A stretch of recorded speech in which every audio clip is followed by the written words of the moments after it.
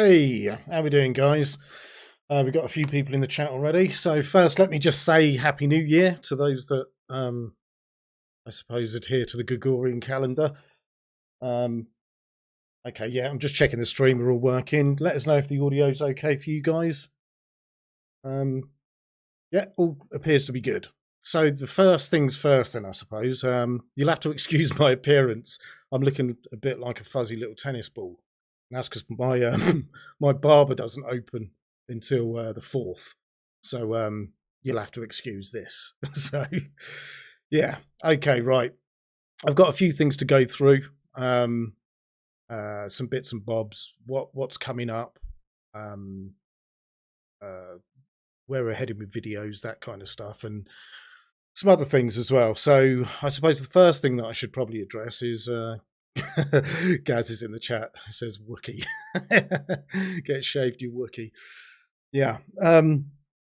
Yeah, the first thing I should probably address is I keep being asked, whether it be in YouTube comments or via Facebook or whatever, why I don't have R25, Cinema 4D R25.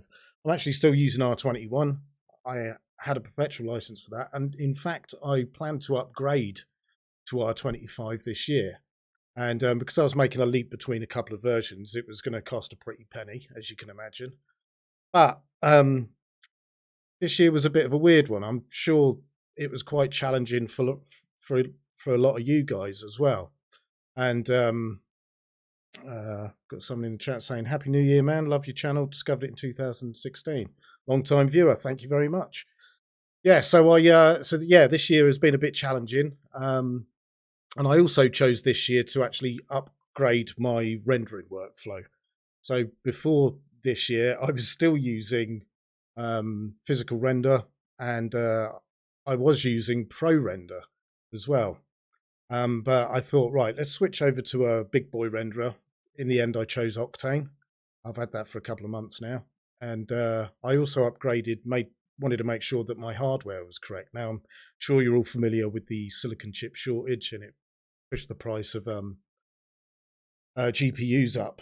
And I was going to bite the bullet at the beginning of this year, and I thought, no, hang on, it might calm down. And then by the middle of this year, it got even worse. And I thought, right, if I don't bite the bullet now, it might get even worse. So what I did was I bought myself a 3090 at a extravagant cost, and I was already on the waiting list to a 3080, and lo and behold, as soon as I got my 3090, my 3080 came through as well. So both those things cost quite a bit of money, so it kind of put my upgrading Cinema 4D plans on the back burner a bit, because of the cost of these GPUs. So that's essentially the reason that I'm not on R25. So I just wanted to let you guys know, because I keep being asked why that is the case. There was another cost to that GPU stuff as well. If you follow me on Instagram, you'll see that I had to basically take my 3090 to pieces and make a GPU sandwich with an active backplate and a water cooler on the front, because it turns out that the 3090s, they have memory on the back side of the PCB, so where the backplate is.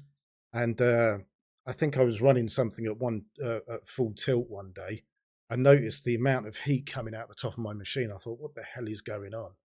And it's because of that memory. So I thought, right, let's just include this in the loop. So that was another cost on top of the actual graphics card itself. I think it was about, I don't know, 400 quid on just the cooling plates and all of that stuff. So yeah, I just wanted to let you know that's why I'm not on R25 yet. I was planning to do it this September, but because of those costs and the year itself, actually, I don't know what it's been like for you guys, but the beginning of this year was okay in terms of work. And then from I'd say about September, actually, it just dried up. And I've got to say, I scraped past the finishing line this month. Mr. Ant Studios in the chat, he says, "Are you full-time YouTuber?" No, I work. I'm a freelancer, so I'm a 3D generalist. I work as a 3D artist, and YouTube is a labour of love, pretty much. Puffed on, he says, "What up?" And guess is BDC. Do you mean DBC by any chance? Anyway, so yeah, it's been a tough year. I'm sure you all know, but yeah, I thought at the beginning of the year, oh, this ain't too bad. It should be all right. And end of the year, it was, yeah, it's got pretty grim, the back end of this year. So with the new year here, let's hope that things pick up, shall we? And then we can you know, work towards something. So the first thing that I really want to speak about is social media and what I'm planning with that, like the expansion. I'm currently on, the usual Facebook, Twitter, Instagram.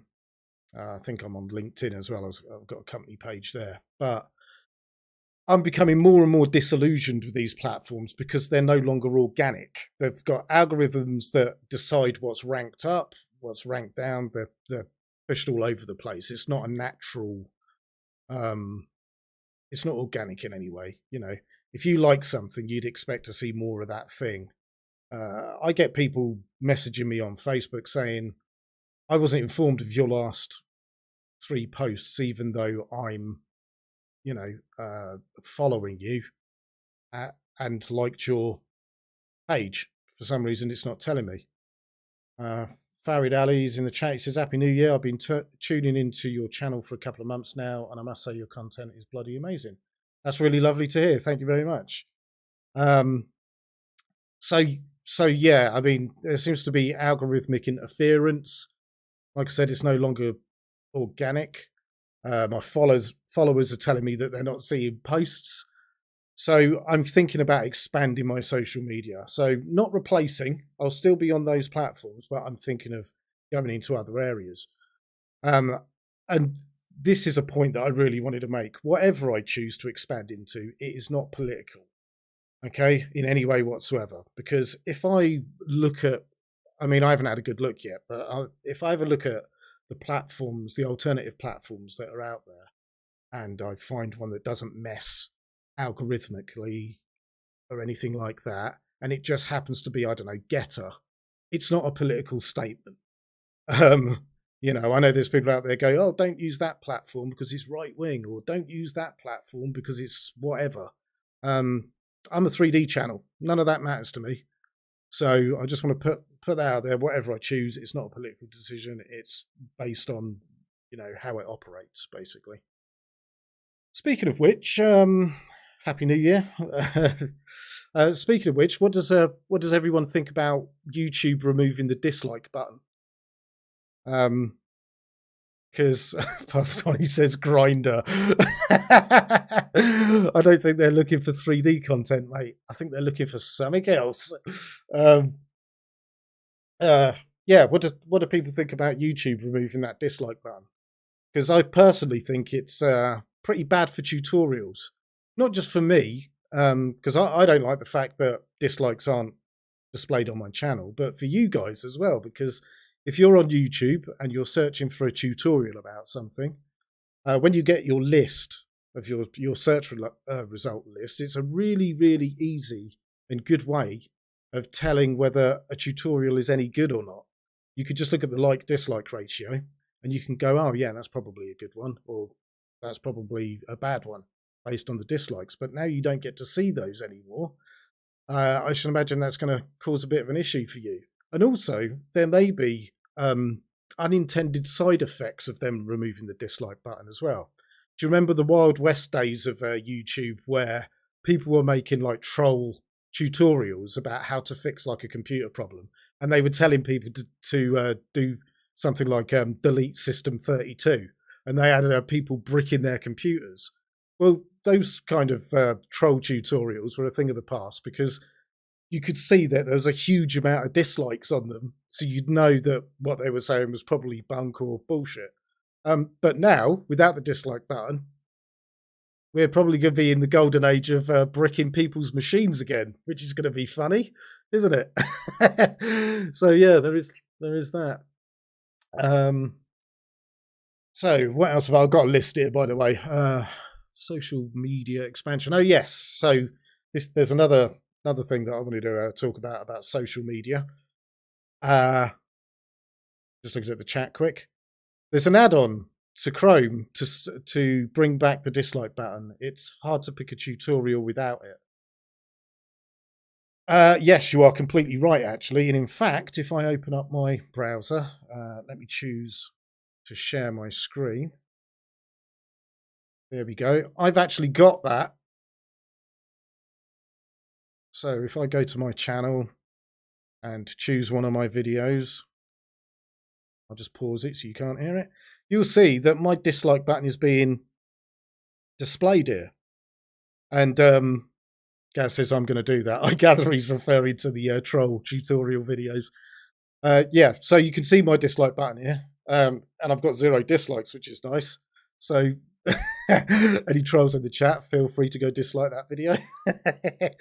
But yeah, mine's visible. And Youssef is absolutely right. If you go to the Chrome extensions page, so if we go to Chrome extensions, go to the web store, and you choose extensions, and we go to, I don't know, YouTube dislike. Return YouTube dislike. This is the one I've got installed. If you add that to your browser, I'm using Brave, and you can also add it to Chrome as well. I think you can actually add it to Edge as well, because that is Chromium based now. So if you add that, you can bring the dislike button back. I highly suspect that the reason they got rid of the dislike button in the first place was because there was a few videos that were getting massive amount of dislikes. One of which was the White House's channel, and you know, a really bad dislike to like ratio. So it's been floated out there on social media that that's why they think YouTube has done it, to protect people from getting dislikes, which is ridiculous. So yeah, if you want them back, that's how you do it. Go and get that extension. It'll definitely make finding quality tutorials a lot easier for you guys. Okay, so that's all I've got to say about social media. So expect soon, particularly on my website, in the footer, you've got my social media icons. I'll be adding some more there. I don't know what those social media platforms are going to be yet, but like I said, they'll be coming soon. And again, whatever I choose, it'll be based on the organic nature of those platforms or not. It is not a political choice in any way. Mr. Ant says, create a Discord server for your channel. Yes. Okay, well, I'll get onto that in a minute, because the last thing on my list about social media expansion, I'm actually thinking of making a Digital Meet Facebook group.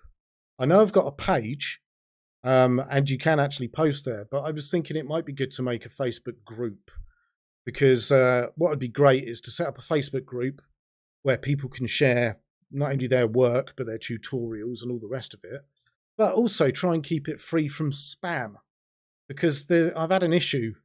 I don't know if anyone else is on Facebook and they follow a load of 3D groups and C4D groups, but I'm just finding mine now. Okay, Drew Nick, some guys I follow that do 3D modelling are switching to Blender. John Dickinson, Toby Pittman, Wall 3D. They all was hardcore cinema 4D users. What's your opinion besides free cost of Blender?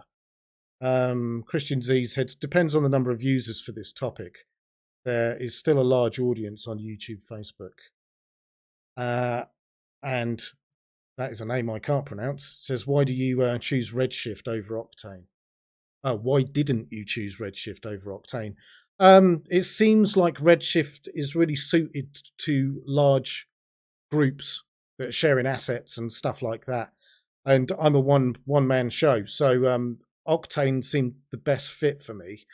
And also, after taking a good look at them, Octane is a non-bias renderer. So it actually means that there's less settings to have to deal with. It just sort of kind of a bit more brute force, if you like. And I just thought, yeah, the turnaround time for that should be a lot quicker. I understand that once you get used to Redshift, it's not so much of a problem, but I'll get into Octane in a minute anyway. So back to the Facebook group thing. I'll share my screen again. Here's an example of one of the groups that I belong to, 46,000 members. Cinema 4D, Maxon. What's the word I'm looking for? The moderators, the admin, largely don't care about the content being dumped there. And if we look at the new activity, you can see exactly what I'm talking about. This is a video that's completely unrelated to 3D or Cinema 4D. I mean, he's putting someone's hair in a bottle of Coke. I think they're Mentos there. I don't think it even goes anywhere either, this video. But what the hell has that got to do with Cinema 4D? And I've got to be honest, I'm sick of seeing this kind of crap on Facebook. So my plan was to simply set up a digital meet group on Facebook for Cinema 4D users. Like I said, I'm aware I've already got my page, but it'd be great if I could do it as a group. And then I was thinking what I could plan to do is pick the most active members on that group and make them moderators. There'll already be rules set within it saying don't post content that's not related to Cinema 4D or 3D. And if you do, the post will get deleted and you'll get yeeted out. Zero tolerance kind of thing. Because the last thing 3D users want, particularly when they're looking for, 3D content, is that kind of, trash.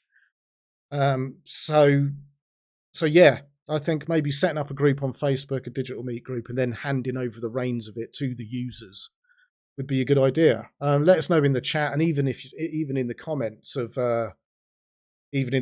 this video, if you're watching after the fact, let us know if you think that's a good idea, or you'd be interested in a digital meet Facebook group that is ran by frequent users, and we can try and keep that kind of spam out of it. So yeah, let us know in the chat and in the comments. Mr. Ant Studio says, do you know Punisher, aka Clinton Jones? I know of him. I haven't spoken to him personally, but yeah, I'm familiar with him and his work. Weren't he part of the Corridor crew at one point? He kind of sort of went his own way though, didn't he? Youssef says, Drunix, I love both Blender and C4D. I'm going to get onto that in a minute. Okay. So yeah, that was the last thing I wanted to say about the old social media stuff. Do you think it's a good idea setting up a group? Which brings me back to Ant's previous message about creating a Discord server. Now, I'm a little bit of a boomer. I'm getting on a bit. I have got Discord, but I'm not particularly familiar with it. So yeah, maybe setting up a Discord group and then channels within it would be good. Can I? Because obviously my time is limited. I can't be in, I'm not omnipresent, and I've got a lot of plates I'm spinning. If I did set up a Discord group, could I actually assign moderators to that group to make sure it runs smoothly? People within the community or people using the Discord server? Because obviously I can't be staring at it 24 hours a day, and it'd be great if I could get it ticking along nicely.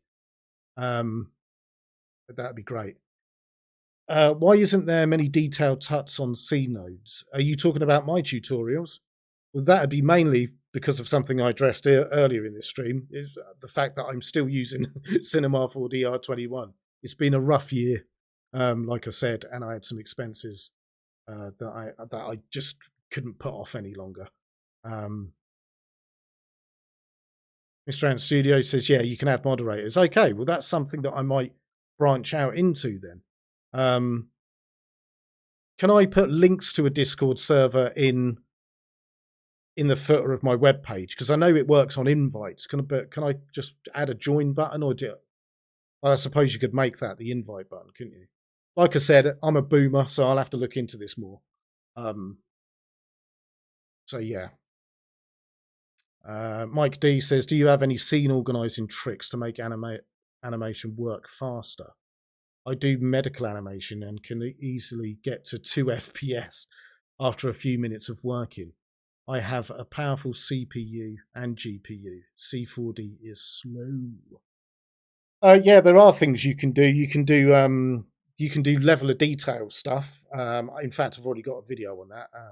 If you're not familiar with level of detail, it basically lowers the level of detail of objects the further the camera is away from that object. So if you've got, say, like a bunch of clones and some of them are out in the distance, those clones will actually have a lower polygon count, so it should speed your speed your viewport up. You can also do things like, instead of displaying the actual object in the viewport, you can change them into sort of other stuff. In fact, I've not done a video on that before, so I'll take that in mind. Actually, I have no idea how to pronounce your name after Mike D, but Mike D, yeah, I will do a video, a quick tip or something on how you can display objects in other ways in your viewport.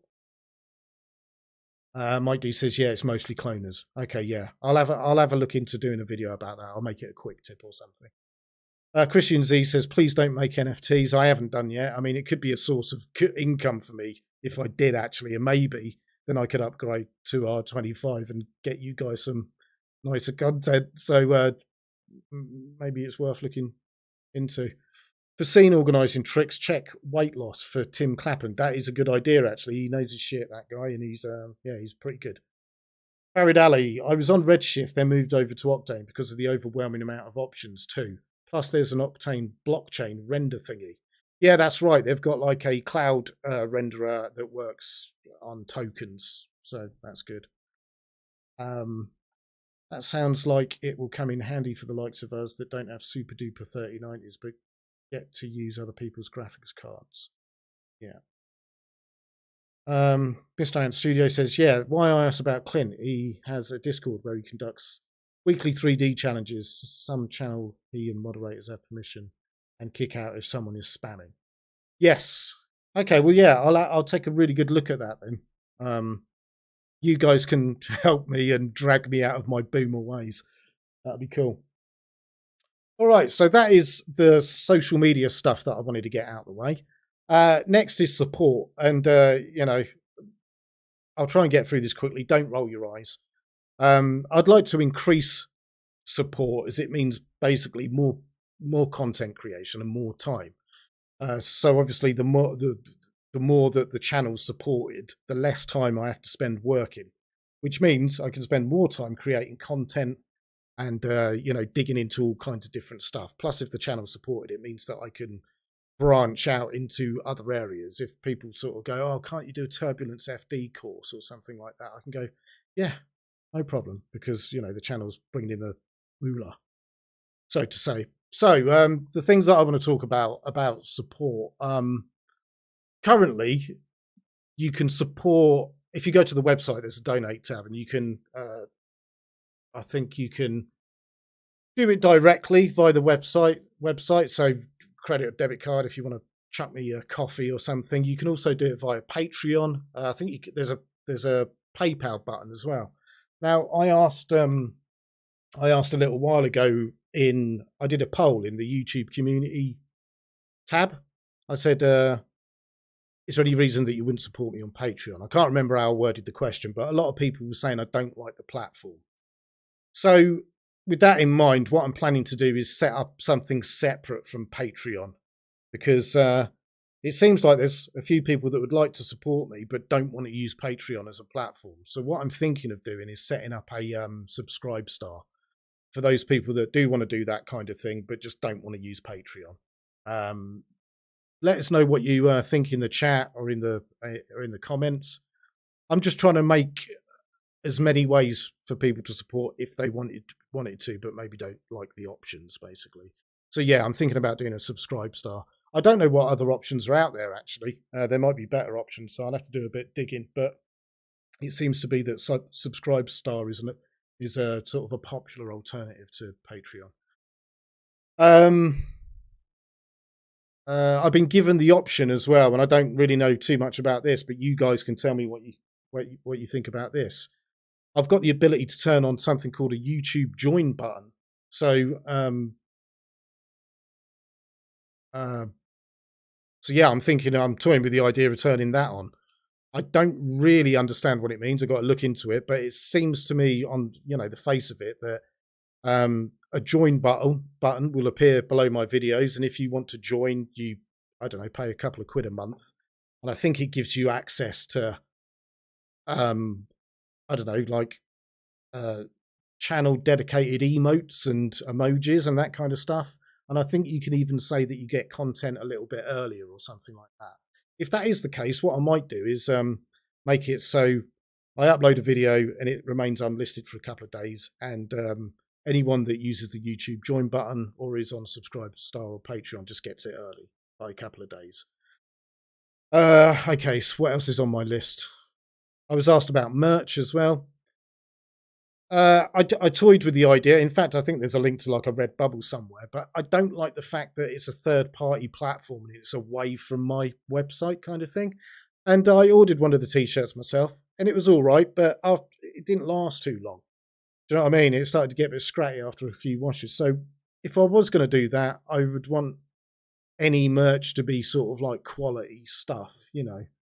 And then obviously that way you can support the channel and get something back for it, you know, like a cool hoodie. And what I don't really want to do is like, I don't know, make a hoodie with a big digital meat logo on it. Who wants that? I mean, do you want that?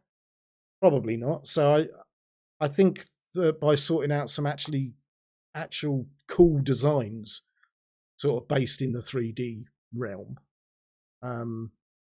that'd be a lot better. So I'm going to look into that as well. I want it to be quality. I want the designs to be good. So you feel like you're getting something worthwhile out of it. I'm just going to have a quick look at the chat. What do you think of X Particles? Yeah, it looks all right. I wish I had the money to go get it. Drew Nick says, extremely powerful and fun. You will lose several months of your life playing with it. Actually, X Particles would have solved a lot of my problems in the past, but instead I had to plow through and make espresso setups with thinking particles. So that would be something that I'd like to look at.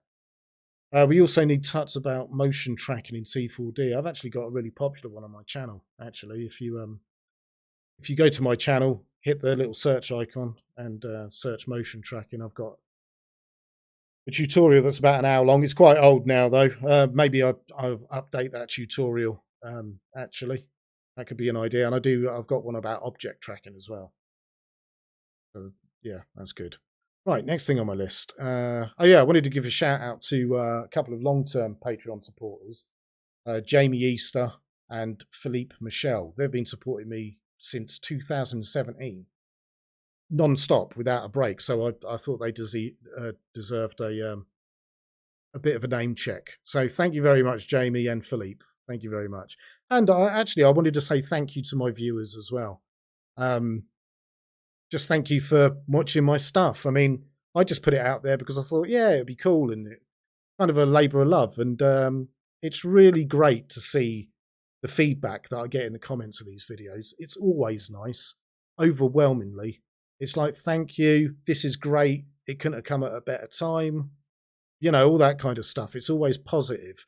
You might get one or two people that want to have a moan up, but it's overwhelmingly positive. So I just wanted to say thank you very, very much for that. I really appreciate it. Speaking of which, we're currently a few hundred people away from hitting 30,000 subscribers on YouTube. So if you're not subscribed, you know what to do. Smack the little button.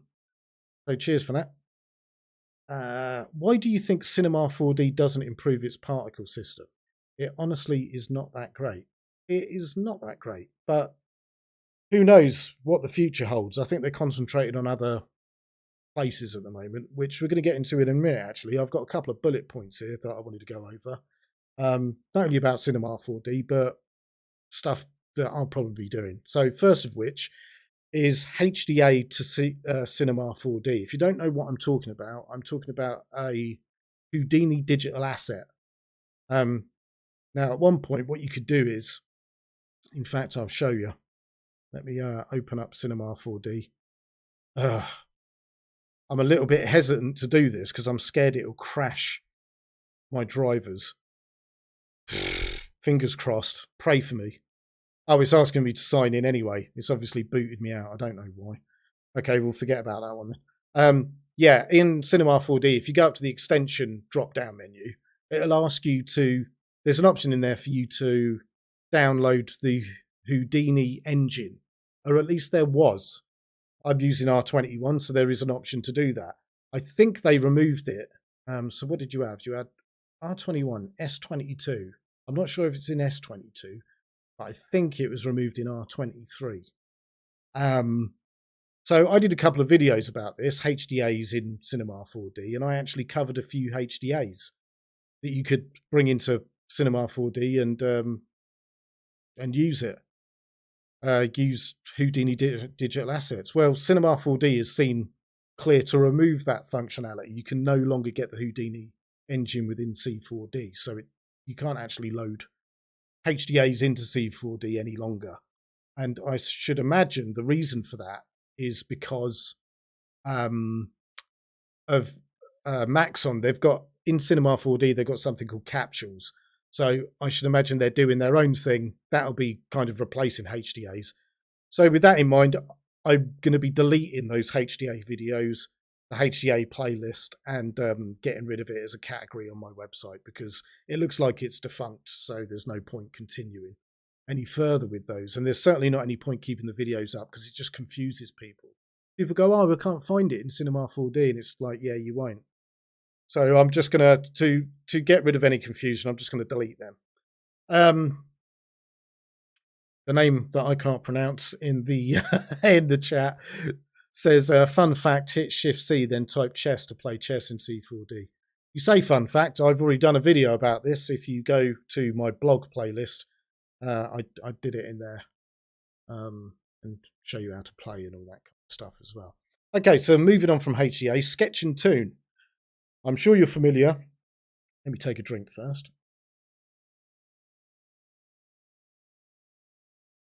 I'm sure you're all familiar with Sketch and Toon in Cinema 4D. I've never done a video on it, even though I have used it in the past, and I've been playing around with it quite frequently recently as well. So because of that, I thought, well, I've never done any content about Sketch and Toon, so I'm going to be doing some tutorials about that going forward. Octane render. Now, those of you that follow me on my channel, you know that I put an Octane tutorial up that was basically just covering my layout. Because obviously I've got 3 screens in front of me, but when I record a video for you guys, you can't see those other 2 screens. So I created a layout that would be befitting for tutorials when it comes to Octane. And so it all fits on one screen. So I made a video about that because I just thought, well, if anyone wants to follow along and have the same layout as me, they can do. So that's why I made that video. Now, that was a couple of months ago, so you're probably thinking, well, where's this Octane render content? Well, like I said, I switched over to Octane a few months ago, and really I just wanted to get familiar with it and make sure that I know what I'm talking about. The last thing I want to do is start knocking out Octane content and then have users in the comments going, you don't have to do it like that. You're making work for yourself. So that's why that content has been sort of dragging a little bit. I just wanted to get my fingers a little bit dirty with Octane and make sure, yeah, I know what I'm doing kind of thing. Okay, so next thing on my list is the fact that Maxon has acquired Pixel Logic. They are the makers of ZBrush. So I don't know what to think about that, really. What do you guys think?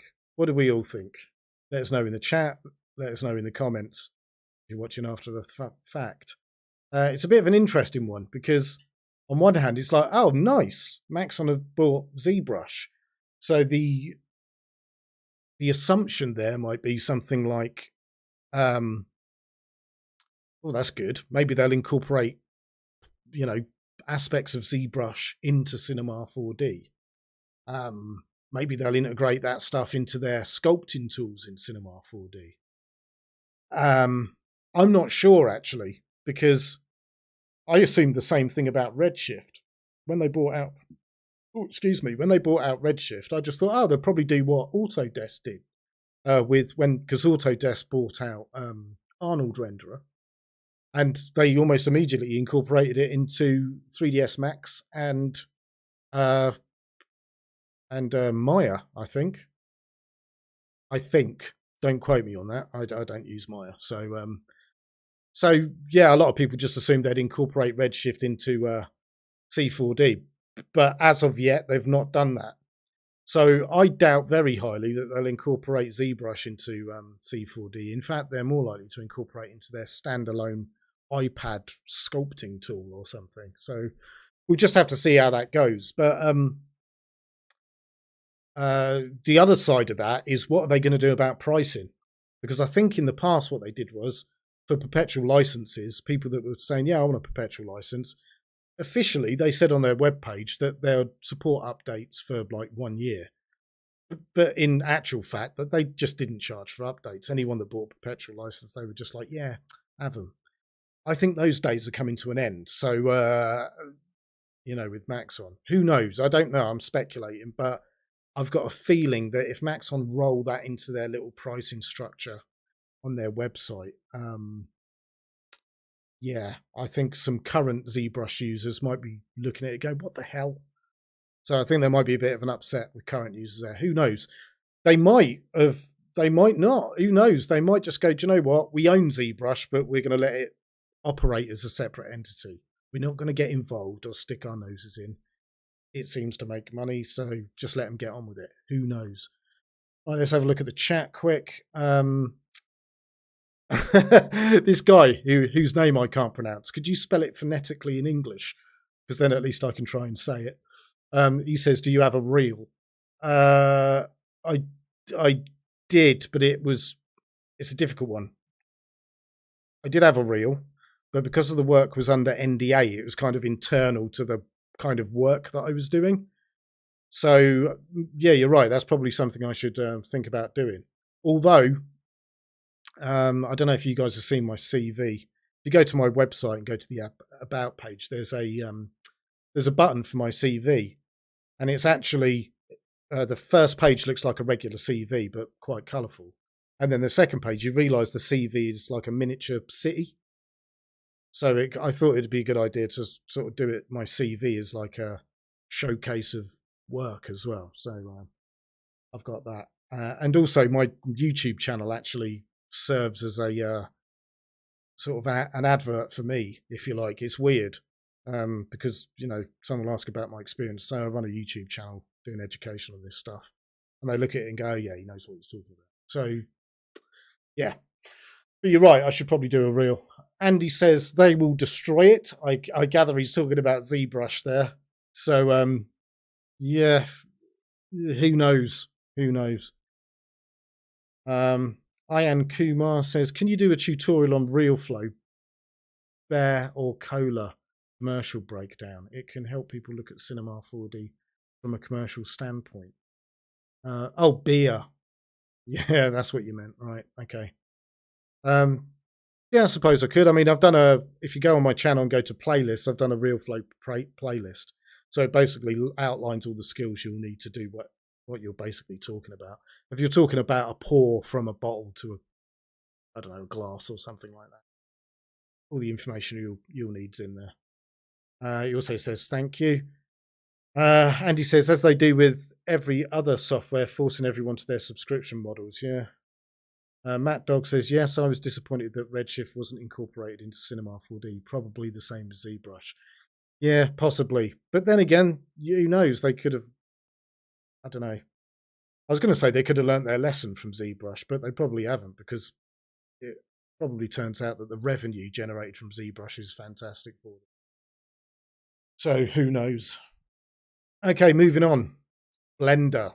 I'm actually toying with the idea of diving into Blender. I've got some other, like I said, all the other stuff that I've talked about. I want to get that out of the way first. But I'm sure that half of you are going to go, no, don't go over to Blender, and half of you will go, yes, have a look at it.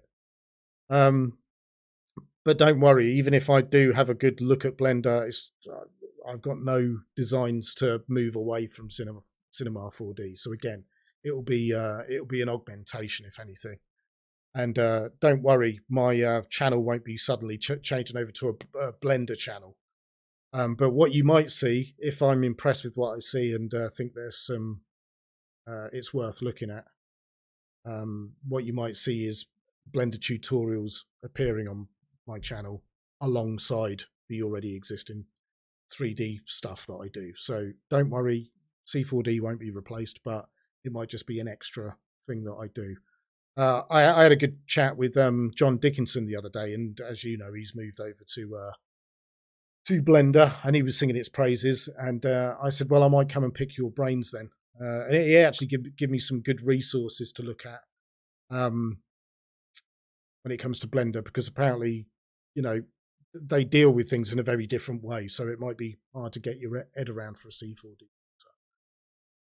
So yeah, that's something I'm thinking about doing. It might go way of Red Giant, who knows? Yeah, maybe. Blender uses a missing MoGraph.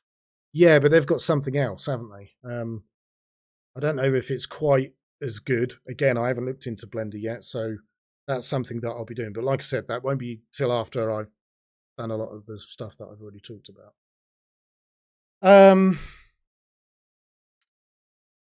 Mike D says, thanks for the weight loss tip. Just purchased it. Yeah, there you go. C4D R25. Now, like I said, I haven't got it, but I know a lot of you probably have in the chat. I would like to get it. So like I said, come and support me at the multiple places you can. And hopefully that'll help me tip me over the edge to give the people at Maxon UK a little tinkle. But yeah, like I said, C4D R25. This is some of the stuff that's been putting me off a little bit. I'm not massively keen on the UI, although I can change the colors if I want, and the icons. I think you can just use an icon card from an older version of Cinema 4D and replace those new icons that are really, they look like they're difficult to see, to be honest. They look like they disappear into the UI. I personally don't like it. I think that one of the standout features of Cinema 4D, at least in the past, was that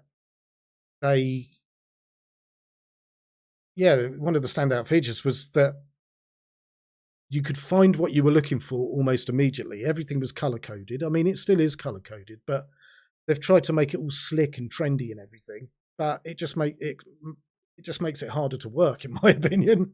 I don't care about what things look like. I just want to know where they are and where I can grab them. I know people have said, "Oh yeah, the old way looked a bit Fisher Price," and it's just like, I don't care. Is it functional? That's what I want to know. So yeah, that's one of the things that was putting me off slightly. But I suppose it's one of those things you just get used to after a while. So I don't want to be a Philistine, and I don't want to, whinge about it too much. But I was reading in C4D, well, what used to be C4D Cafe. I think it's called Core 4D now. Core4D.com. If you go over there, it's well worth a look. A lot of people were saying, sorry, I've got dry mouth. A lot of people have been saying that there was an update for C4D R25 and it fixed a lot of the bugs, because I know a lot of you were suffering from bugs within Cinema 4D, and some of those bugs were fixed. They've been addressed, but unfortunately it introduced a new one. And it's basically that adding an effector to a cloner creates two of the same effector. So if you have a cloner selected and then you choose, say, like, I don't know, a plane effector or something like that, it populates it twice in the field setting, I think, or maybe the effector list. But yeah, so it's introduced a new bug, so that's annoying. If any of you got experience with that in the chat, let me know. That'll be good to hear from you, actually. And it still has missing icons. I know that in the past people were saying there's icons missing from this. Like, it literally doesn't have an image on the icon sheet, and therefore it can't be viewed within the program itself. Well, even after this update, they're still missing icons. I mean, I've got to be honest, that is amazing to me. Releasing a piece of software and it having missing icons, for Christ's sake. Do you know what I mean? That's, if those icons represent a button, pretty important to have an icon in it so you know what you're pressing, isn't it, really? So, yeah. Right, so the other thing that I wanted to talk about is NVIDIA cards. Now, I actually made a video recently about how to fix issues with NVIDIA cards. If you don't know what I'm talking about, let me just bring it up quick.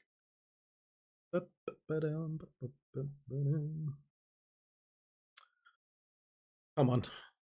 Bring it up on my website. Why not? Plug. Plug.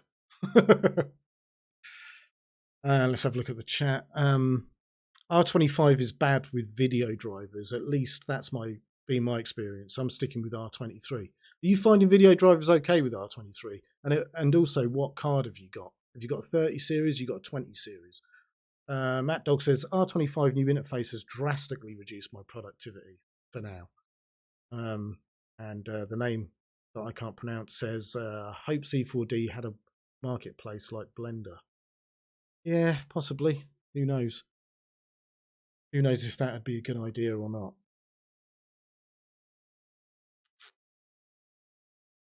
Come on. There we go. So where is it? Oh, yeah. Sorry, I'm looking in the wrong place. For some reason, I thought that was a blog video that I made. It wasn't. It was a tutorial video, I think. Yeah, so here we go. So if I switch over to... Come on, load. There we go. I switch over to this. I made this video a couple of videos ago. Cinema 4D, fix NVIDIA GPU crashes. Right, so this is specifically dealing with Cinema 4D. Quite regularly, I'll have C4D open. I'll create a box, then all of a sudden the viewport just locks up for absolutely no reason whatsoever. And because I've got 3 screens, what will happen is it will hang for a bit, and then both my side screens to the left and right will just go black, and it will just be the middle screen that's on, and it will make that noise. Ding, ding. I'll be like, what the hell? And the only way to kick the driver up the arse is to either restart my machine or go and open the NVIDIA experience, GeForce experience, and then it will go ding, ding, and then the screens will come back, although things will be a little bit sluggish. So I end up restarting anyway. And I just thought, okay, well, this is maybe a problem within Cinema 4D and to do with OpenGL. So this video addresses some of those problems, some of the changes you can make. So I suggest you go have a look at that, because it can sort out a lot of problems, particularly within Cinema 4D, and it actually solved a few problems within Substance Painter as well. And so, yeah, there you go. I just noticed I'm not in the middle. But I've been increasingly finding that I'm having issues outside of Cinema 4D. Not very often, but every now and again, my screens will go black when I'm just sitting in the Windows desktop. So it's obviously not a C4D problem wholly. There's things you can do to make it better in Cinema 4D, but it's obviously a problem that exists outside of it as well. So I just wanted to know whether you guys have been suffering from any of that kind of behavior, and it would be good to know what cards you're using and what drivers you're using. Because from what I've read online, there's people that have got 20 series cards that never had this issue, but upgraded to these latest drivers, and now they are having this issue. So it might not be exclusive to the 30 series cards, and it might actually be an NVIDIA driver issue. Christ knows. Don't know what we're going to do about that. RTX 30 series. This is Mike D, by the way. I have to use a driver from June to not have crashes, but at least R23 is usable. If I try any R25, the viewport freezes after a few minutes. Yeah, this is what makes me think that, because I know Maxon's catching a lot of flack at the moment from people going, the viewport freezes, it's shit. I'm getting like jittery lines and all that kind of stuff. And I kind of feel sorry for them, because it might be a Cinema 4D issue, R25 issue, maybe the way they've implemented it, but maybe they're actually implementing what the documentation says they should be doing, and this might actually be a problem NVIDIA's side. I'm not quite sure about that. Matt Dog says, I'm on an M1 Mac and I've had weird driver issues too. Have to restart occasionally. Okay, cool.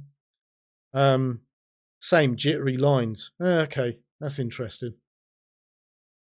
The name I can't pronounce says, what's the deal with the guitars in the background? Well, hit the nail on the head. They are guitars. There's a Dean Hardtail there. I think that's just a Squire bass. I dabble with that. And I've got an Ibanez there as well. And there's a Telecaster in. I don't know if you can see that there. There's a Telecaster in that case there. So yeah, they're guitars. Okay, so that is the end of my sort of list of stuff that I wanted to go through during this this stream. So I'll just kind of hand it over to general chat. If there's anything you guys want to ask or talk about, put it in the chat and let me know. If not, we can quite happily end the stream here, I suppose. But yeah, just let us know in the chat if there's anything you want to wax lyrical about or any questions you've got.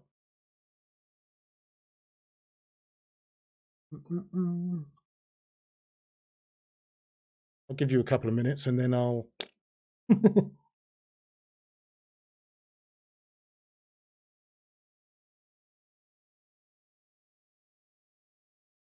Nope, nothing. Good luck, mate. Love your channel. Okay, thank you very much, Ian. Much appreciated. Are any of you guys on R25? What are your experiences with it?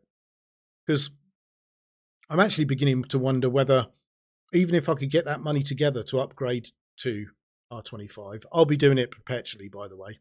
I've got a perpetual license and I want to hang on to that. So I'll be upgrading via the perpetual route.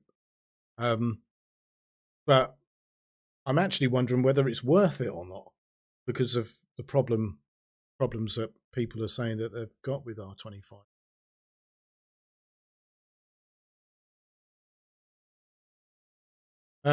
Farid Ali says, what kind of question is that?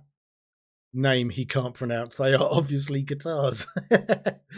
Yeah, well, he's saying, what are they about? Well, I play guitar. At least I used to. It's becoming a less and less frequent occurrence, to be honest. In fact, what I'd really like to do is start bringing in the moolah again and getting an amp, because I haven't actually got an amp for those things at the moment. So that'd be cool. The name I can't pronounce says, thank you for your videos, and I really, really do appreciate that. So no one in this chat has got R25. I know Mike D has tried R25, but yeah, I'm really, I mean, because it's a lot of money to upgrade perpetually to R25. If you go down the perpetual route, and is it going to be a case of I spend all that cash, install R25, and go, this is awful. I can't even work in it, and have to drop back a few versions anyway. So Andy says he's also on R21, but haven't seen any major benefit in the last upgrades. Well, that's kind of why I didn't jump to. This is the confusing part for me.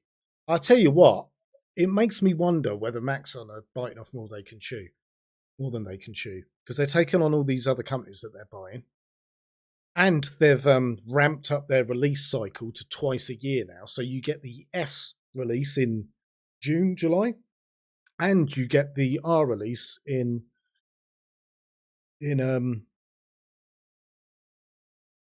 September, I think. And I'm just wondering whether it would just be.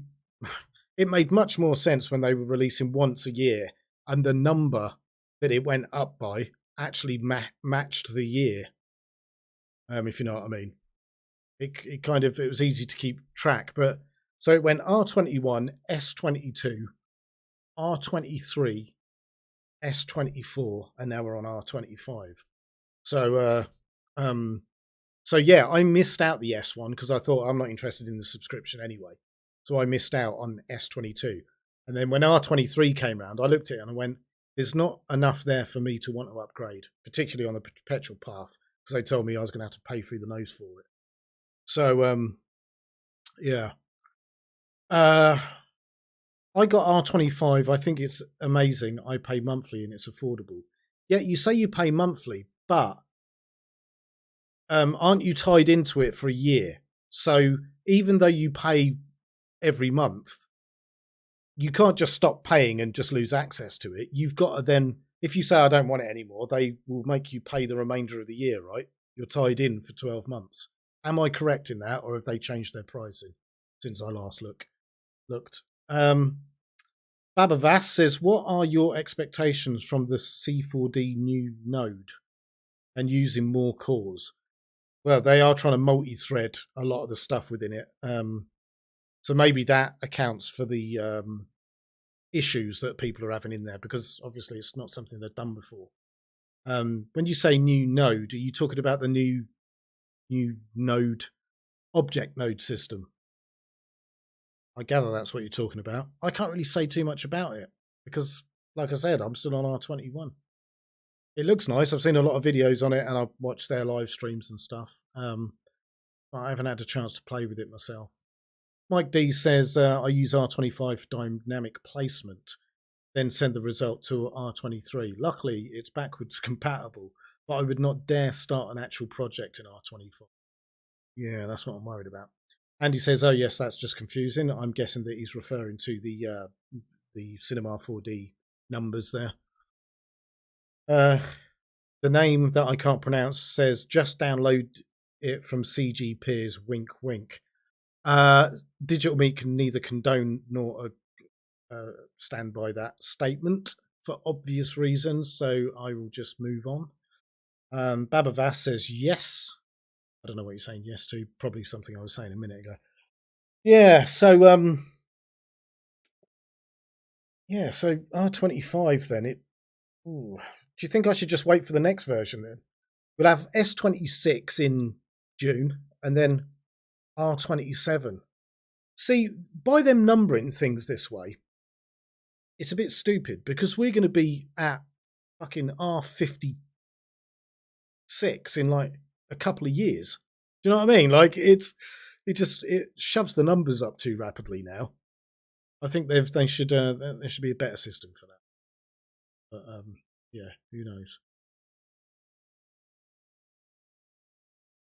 I'm saying a lot. I should probably stop that. So what do you guys think about the idea of a Facebook group and what thing you were saying about Discord server? Would you guys in the chat be willing to join up and contribute to a community that actually gives a shit about 3D and not spam? Because maybe I should do a poll or something, because if there's not enough interest in it, there's no point going to all that effort for something people aren't interested in. I really, really would like C4D users to feel that they've got a place where they're not having to suffer crappy videos and spam. Something else that I've noticed in some of these groups as well is spam in the form of replies to comments. So someone will post something up and it's completely legitimate, it'll be fine. But you get the same person spamming the same comment in every single post, and it's just like, I'd ban them straight away because it's just annoying. It doesn't serve anyone. It's usually a link to their thing as well. I mean, I can't talk because every time I do a tutorial, I'll go post that tutorial on my own social media and a load of groups on Facebook, but I'll post it once. I don't spam the comments of someone else's posts. Do you know what I mean? Matt Dog, I've missed a few here. Mike D says Maxon should skip the S releases and have one release per year that works. I agree wholeheartedly. It seems like since they switched over to that 2 release thing, things have only got worse. And this is exactly why the likes of John Dickinson and Wolf 3D and those guys gave a side eye to Blender and then went, yeah, fuck this, and just moved over. I think they need to rethink what they're doing, possibly. Or every 2 years, he says. Matt Dog says, I'd wait. R25 feels like the buggiest version in a while. Andy says, another question. Did you play with Embergen, which is part of the Octane subscription? I would love to see some smoke tutorials. Oh, I did not realise that Embergen was part of Octane. Let me have a little look-see. Let's have a look. I did not realise that at all. Although, it's Otoy, isn't it? Oto Home. Can you talk about going freelance? Says the name that I can't pronounce. Sure. What aspect of it about it would you like to know? Let's move this over. Okay, so this is Otoy's site. Let's have a look at their shop then. So, annual subscription. It's £39 a month. And do you get everything? Oh, so you get Kit Bash, Light Stage, Embergen, World Creator. I've already got that, actually. I was given that by one of the devs. Not used it. There's just not enough hours in the day. I need a team. That's what I need. A team that I can't pay. Okay, well, I don't think I've actually got access to this. I won't log in because I don't want to dox myself or whatever. But Enterprise and Unlimited Network Rendering. I think this is what I got. Yeah, monthly subscription. So I got this. Oh, what's you get this as part? Wait a minute. Features Kit Bash for Octane. Each month receive a pre-selected and curated kit. Wait a minute. Octane Render Studio subscriptions. So Enterprise. Okay. So I'm paying this. Shit. So I've already got it then. Allows artists and studios full access to Otoy's acclaimed Octane Render VFS software and ecosystem through low monthly or annual subscription offerings. Right. So I actually have got access to Embergen FX, World Creator, and Architron. That's interesting. I'm glad someone pointed that out to me because I had no idea I had that. I just wanted Octane. So I went for this.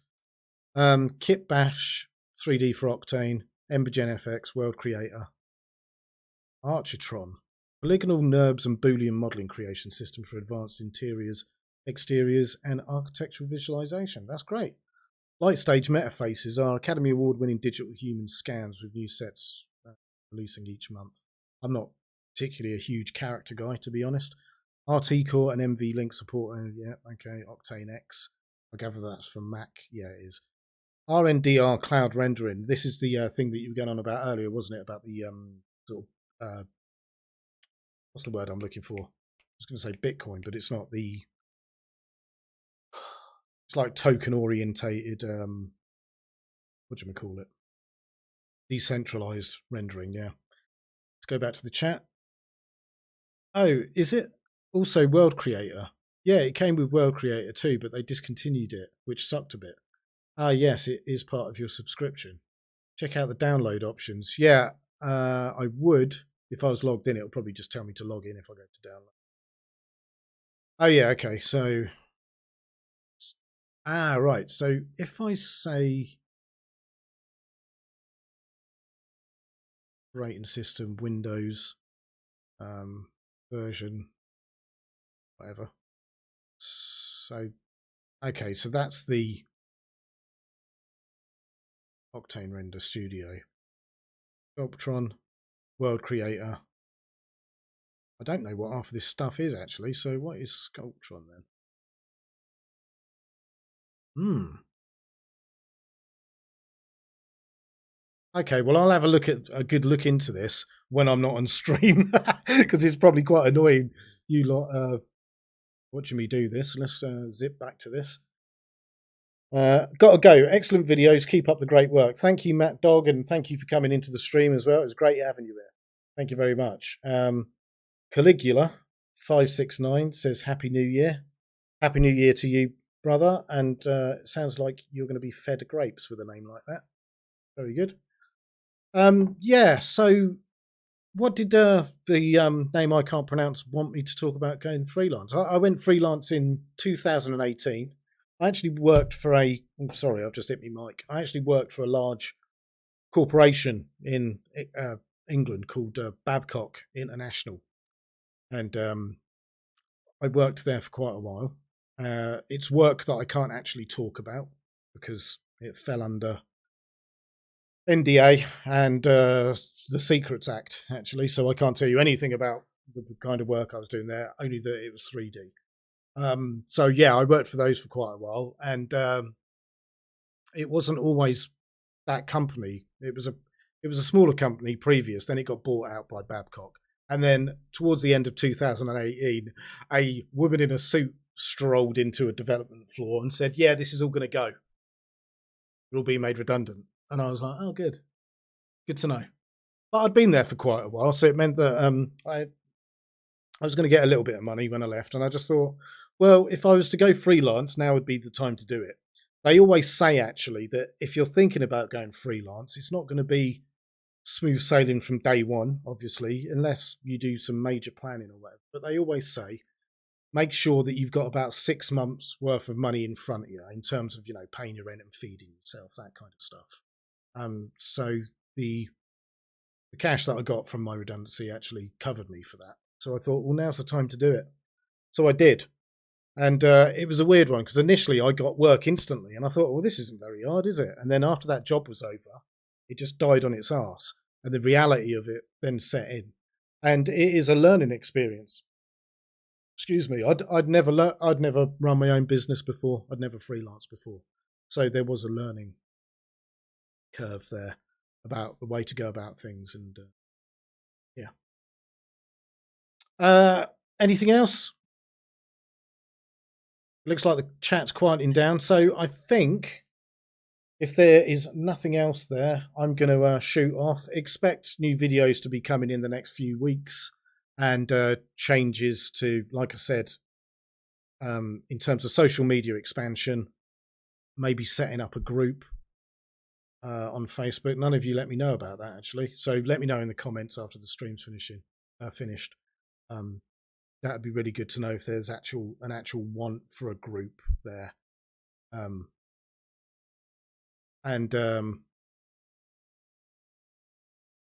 RW says, don't miss it all. It's okay. It'll be archived. You can go back and have a look at it. The name I can't pronounce says, thanks for that. How did you learn C4D? Trial and error. A friend of mine, actually, a lovely friend of mine, Goth, she gave me a copy of C4D and said, look, take a look at this. Because I've always liked drawing. I've always liked sketching. I've always been a little bit arty and that kind of thing. She goes, look, take a look at this. I think you'll really, really like it. So I did. I looked at it initially and I thought, this is great. This is like being God, especially with all the dynamic stuff in there. It's like you can make the world you want it to, it really kind of grabbed me. And she wasn't wrong. I spent a few days with it and I thought, yeah, I'd love to do this. And that's how I initially got into it. And I've got to admit, when I first started out, it must have been version 11, C4D R11 when I first looked at it.